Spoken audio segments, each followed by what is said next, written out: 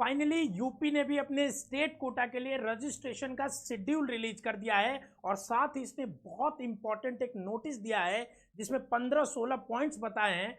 अगर आप यूपी की काउंसलिंग करा रहे हैं तो ये 15-16 पॉइंट्स आपको जानने मस्ट ही है स्टेट कोटा से, अगर आप यूपी के जाना चाहते हो। एक और नोटिस है जो बहुत आपको समझना चाहिए, जो भी लोग काउंसलिंग इस बार करा रहे हैं, कि कुछ लोगों को यूपी काउंसलिंग ने डीबार कर दिया है, मतलब वो इस बार पार्टिसिपेट नहीं कर सकते हैं। सारी चीजों को मैं डिटेल में आपको समझाने वाला हूं, एक एक चीज बताने वाला हूं, पूरी वीडियो को देखिएगा। सबसे पहले देखिए, एमसीसी ने बताया था कि स्टेट अपनी काउंसलिंग जो चला है वो 30 जुलाई से लेके 6 अगस्त के बीच में पहले राउंड का कराएगा, ठीक है। बट यूपी की जो काउंसलिंग की शेड्यूल आई है उसमें फर्स्ट राउंड का जो रजिस्ट्रेशन है और डॉक्यूमेंट अपलोड करना है वो 18 जुलाई से लेकर 28 जुलाई तक चालू हो जाएगा। मतलब 18 जुलाई मतलब कल से ही आपका रजिस्ट्रेशन चालू हो जाएगा यूपी में। ऑल इंडिया का 21 तारीख से चालू होना है। अब चूंकि एमसीसी ने ही ये बात कहा था कि स्टेट वाले बाद में कराएंगे, फिर स्टेट वाले पहले कैसे करा रहे हैं, ये बात सवाल उठती है। तो देखो ये सब चीजें काउंसलिंग में होती है, ठीक है। बट एक चीज श्योर है, रजिस्ट्रेशन पहले ही करा सकते हैं, पांडुचेरी ने कराया और भी अलग अलग स्टेट ने कराया, ठीक है। बट जो चॉइस फिलिंग होगी ना वो 30 जुलाई के बाद ही होगी, ठीक है, 30 जुलाई के बाद ही। ये जब तक पहले राउंड का ऑल इंडिया का रिजल्ट नहीं आ जाएगा, स्टेट का आपका कभी भी चॉइस फिलिंग नहीं स्टार्ट होगा। तो सिर्फ रजिस्ट्रेशन स्टार्ट हो रहा है। हम लोग रजिस्ट्रेशन करके आपको कल दिखाएंगे, समझाएंगे पूरा कि कैसे यूपी में आपको रजिस्ट्रेशन करना है। अगर हमारे थ्रू जुड़े हो तो आप हमारी काउंसलिंग प्रोसेस को ले सकते हो और उसमें हम लोग पूरा डिटेल आपको हेल्प करते हैं, ठीक है। दूसरी चीज, डिपोजिशन ऑफ रजिस्ट्रेशन फीस और सिक्योरिटी मनी 18 जुलाई से लेकर 28 तक का ही टाइम है, 10 दिनों का समय दिया है। चॉइस फिलिंग की नोटिस अलग से आएगी 30 जुलाई में, कब से ये लोग चॉइस फिलिंग कर रहे हैं। अभी 2 प्रोसेस है बस, आपको पहला रजिस्ट्रेशन करना है और जो डॉक्यूमेंट्स है वो अपलोड करने हैं। क्या क्या डॉक्यूमेंट्स अपलोड करने हैं उसके बारे में अभी बात हम लोग करेंगे, ठीक है ना। अब देखिए सबसे इंपॉर्टेंट चीज जो है कि यूपी ने क्या किया है, इतने लोगों को डिबार कर दिया है अपने काउंसलिंग से। क्यों किया है? क्योंकि यूपी ने लास्ट राउंड एक रूल लाया था कि अगर कोई बच्चा स्ट्रे वैकेंसी राउंड में उसको सीट मिलती है और वो नहीं रिपोर्ट करता है तो अगले साल उसका एक तो सिक्योरिटी मनी जब्त कर लिया जाएगा और अगले साल वो काउंसलिंग में पार्टिसिपेट नहीं ले पाएगा यूपी में। दूसरी चीज, अगर आपने किसी भी कोर्स में एडमिशन ले लिया एमबीबीएस या बीडीएस में और अगर आप उसके बाद छोड़ना चाह रहे हो, ठीक है ना, आपने 6 महीना पढ़ा, आपने सोचा कि नीट की तैयारी, नीट का रिजल्ट, जैसे पिछले साल कई सारे बच्चों ने बीडीएस में एडमिशन ले लिया, अब उन्होंने पार्शियल ड्रॉप लिया, मेहनत करके पढ़ा, इस बार उनका अच्छा नंबर आ रहा होगा, ठीक है। और अगर वो इस बार चाहेंगे कि बीडीएस छोड़ के एमबीबीएस ले ले तो यूपी अपने काउंसलिंग से डिबार कर दिया उनको। आप बस ऑल इंडिया कोटा करा पाओगे, यहाँ नहीं करा पाओगे स्टेट में। ऑल इंडिया कोटा का भी अभी रूल आएगा तो उसमें पता चलेगा, ठीक है। तो यूपी ने, देखिए ये वो लोग हैं जिन्होंने अभी रिजाइन करा है, इतने लोगों ने, और ये वो लोग हैं जिनको मिली थी सीट लास्ट राउंड में स्ट्रे में, ये लोग गए नहीं। हो सकता है इनको कहीं ना कहीं सीट मिल गई हो या इनके कुछ और ही प्लान्स हो सकता हो। अब आते हैं यूपी के काउंसलिंग के रूल्स पे, जो सबसे ज्यादा इंपॉर्टेंट है और सबसे कॉम्प्लिकेटेड भी होता है इसको समझना, क्योंकि आपको आसान भाषा में कोई समझाता नहीं, ठीक है। देखिए सबसे पहली चीज आपको क्या करना है कि सबसे इंपॉर्टेंट है आपके लिए वेबसाइट upneet.gov.in, यही वेबसाइट है और इसी वेबसाइट पे आपका रजिस्ट्रेशन, चॉइस फिलिंग सब कुछ होने वाला है। तो इसी वेबसाइट पे जाके आपको क्या करना है, रजिस्ट्रेशन करना है, ठीक है। रजिस्ट्रेशन करते वक्त अपना ही मोबाइल नंबर, ईमेल आईडी दीजिएगा, क्योंकि उसी पे ओटीपी या कोई भी इंपॉर्टेंट मैसेज नोटिफिकेशन आएगा, ये चीज इसमें दिया हुआ है, ठीक है। 2000 रुपये आपका नॉन रिफंडेबल रजिस्ट्रेशन फीस लगता है, मतलब वो 2000 रुपये आपका रजिस्ट्रेशन फीस है, वो वापस नहीं होता है, वो आपको जमा करना होगा, ठीक है ना। जब आप वहां पे रजिस्ट्रेशन करेंगे तो एक आएगा नोडल सेंटर, ठीक है ना। नोडल सेंटर में आपको मेडिकल कॉलेज सेलेक्ट करना होता है। नोडल सेंटर जो आप सेलेक्ट करेंगे उसी सेंटर पे आपके सारे डॉक्यूमेंट जाएंगे वेरिफिकेशन के लिए। वेरिफिकेशन सारा प्रोसेस ऑनलाइन होगा, आपको कुछ नहीं करना है, ठीक है। बट इनकेस अगर कोई इशू होता है तो उसी नोडल सेंटर पे जाके आपको वेरीफाई, रेक्टिफाई करना होगा, ठीक है। तो आपके सबसे उसमें नोडल सेंटर जब चूज करने को आए तो उसमें बहुत सारे मेडिकल कॉलेज होते हैं, उसमें जो सबसे आपके नजदीक हो वही चूज करिएगा। इसका चॉइस फिलिंग से कोई लेन देन नहीं है, ठीक है ना। उसके बाद डॉक्यूमेंट्स क्या क्या लगेंगे अपलोड करने के लिए, हाई स्कूल का मार्कशीट और सर्टिफिकेट लगेगा, आपका इंटर का लगेगा, ये 2 डॉक्यूमेंट इंपॉर्टेंट है, ठीक है। अगर आप कैटेगरी से बिलोंग करते हैं तो कैटेगरी सर्टिफिकेट लगेगा, और अगर आपने 10th-12th यूपी से नहीं करा है तो आपका डोमिसाइल भी लगेगा, ठीक है ना। अगर आपने किया तो डोमिसाइल नहीं लगता है, डोमिसाइल बनवा लिया तो और अच्छी बात है, ठीक है ना। उसके बाद 2000 रुपया जो रजिस्ट्रेशन फीस के अलावा सिक्योरिटी मनी देना होगा।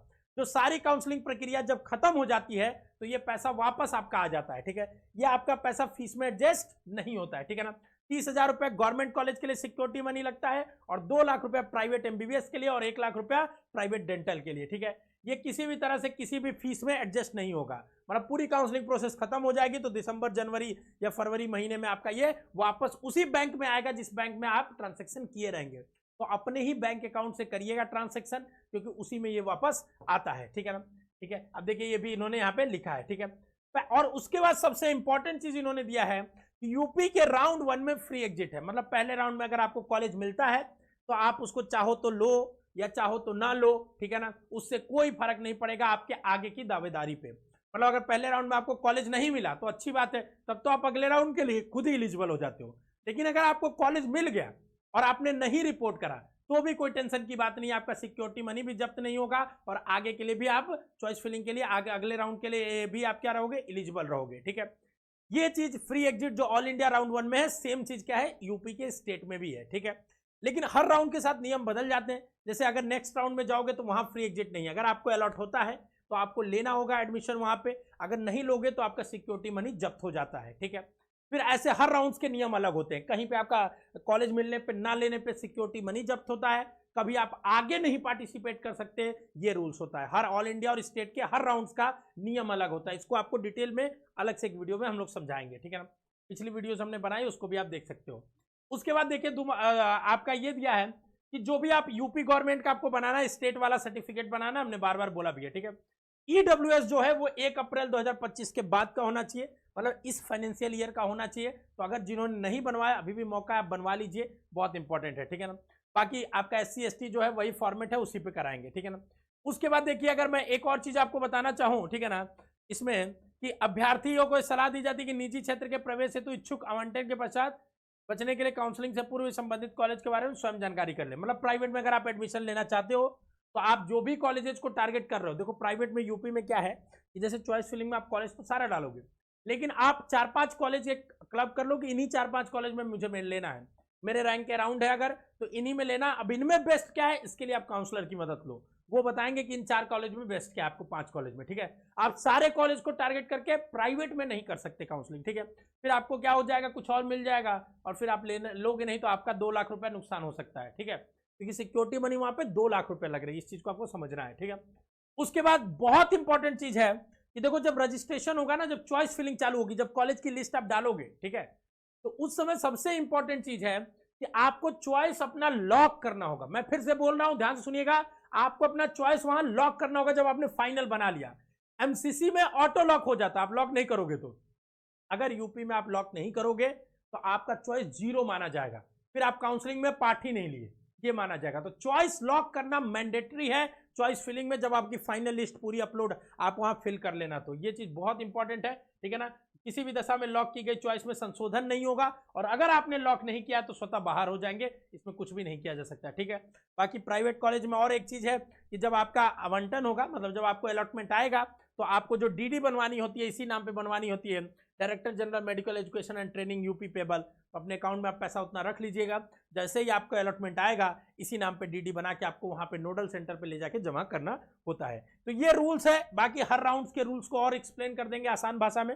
प्रतीक्षा ने एक वीडियो बनाई भी है, उसको भी आप देख लीजिएगा। ठीक है ना, और अगर आप कट ऑफ देखना चाहते हैं तो हमारे ऐप से जान सकते हैं, और अगर आप यूपी नीट की, गवर्नमेंट की, स्टेट कोटा से या प्राइवेट की कराना चाहते हैं काउंसलिंग, तो हमारे से जुड़ के भी करा सकते हैं, हमारी टीम से भी जुड़ के करा सकते हैं। ठीक है, चॉइस फिलिंग चालू नहीं होता, पैनिक मत होइए, choice filling all India round 1 का खत्म होने के बाद ही चालू होगा, ये श्योर है, क्योंकि ये ऑल इंडिया की रूल्स, ऑल इंडिया ही रूल्स सेट करता है। ठीक है ना, मतलब उसको ये बाइलॉज नहीं कर सकते मोस्ट ऑफ द केस में। ठीक है ना, तो ये बस रजिस्ट्रेशन इन्होंने चालू किया है, क्योंकि एक्चुअली होता क्या है कि डॉक्यूमेंट वेरिफिकेशन में आप जो डॉक्यूमेंट अपलोड करोगे, वहां नोडल सेंटर पे एक अधिकारी बैठ के एक एक डॉक्यूमेंट चेक करता है, ठीक है, और वो वेरीफाई करता है। तो मैनुअली इनको एक एक डॉक्यूमेंट्स को वेरीफाई करना होता है, तो टाइम चूंकि ज्यादा लगता है, इसलिए पहले ही एक चीज करा लेना चाहते हैं ताकि बच्चे को चॉइस फिलिंग के टाइम दिक्कत ना आए। ठीक है, तो ये रही यूपी की नीट की काउंसलिंग को लेकर अपडेट। ठीक है, बाकी आपको कोई जानकारी चाहिए तो चैनल को सब्सक्राइब करिए, और नीट काउंसलिंग पे ऑथेंटिक इंफॉर्मेशन आपको यहीं पे मिलेगा, इसीलिए इस चैनल को जरूर सब्सक्राइब करिए।